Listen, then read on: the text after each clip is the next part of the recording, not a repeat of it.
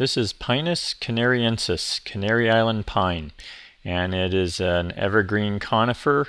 This is where you're seeing these filmed is in Northern California in a hot inland valley during the summer. And well, the filming's actually in the winter, but during the summer it does get quite hot, and these are very hot, heat tolerant as well as cold tolerant. I've never seen these have issues at temperatures down in the teens and Fahrenheit, as well as in the summer. This gets into the hundreds on a regular basis during the summer, and as well as being very drought tolerant. My neighbor has 6 of these that are probably 25 years old plus or minus, and they're about 50 feet tall, and his are on a slope that gets no water for 5 to 6 months during the heat of the summer. So they're very drought tolerant, and his look just fine. They don't seem to stress from that at all. So in design, what these are really good for is if you've got taller structures, these are great to kind of scale that. Here you see a tall high-rise on the right, and then on the left you've got a row of these pines, and they're being used to screen a parking structure from the people who are working in the building. And it's kind of a nice effect here where you've got a clean separation of 2 vertical elements, and one feels natural and the other is the building. And so I thought I'd use that as an example. These look like they're planted about 12 to 15 feet on center.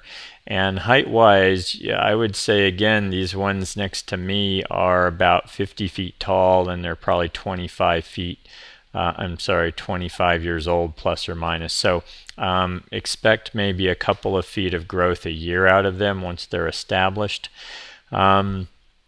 So let's get into maintenance. There's not a lot of maintenance on these. They have a nice clean growth pattern to begin with.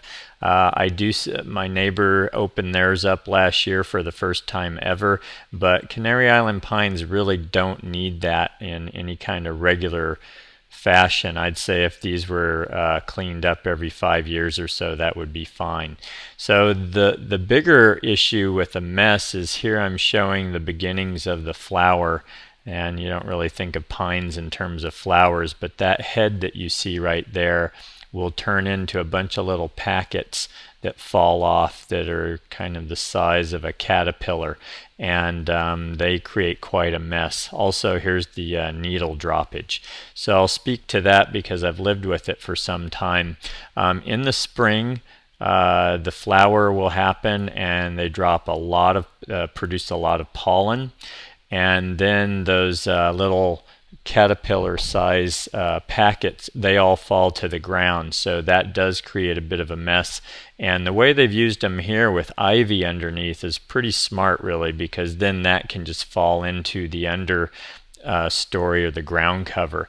But then in midsummer, these do a needle drop, and most pines do that. They have this cycle where they shed the older needles, and then they do a big push, and they put on a whole section of new needles, and that's where the mess really occurs. My neighbors, they probably drop needles for a solid month and a half to 2 months in the middle of summer, and then follow that with the new growth cycle.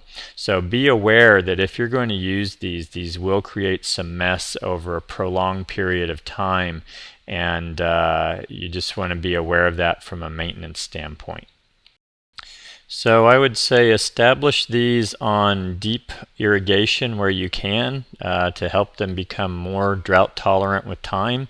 And again, I think these are best suited for commercial applications. This is a lot of tree for a residence, and so I'd say probably not the best use in that regard.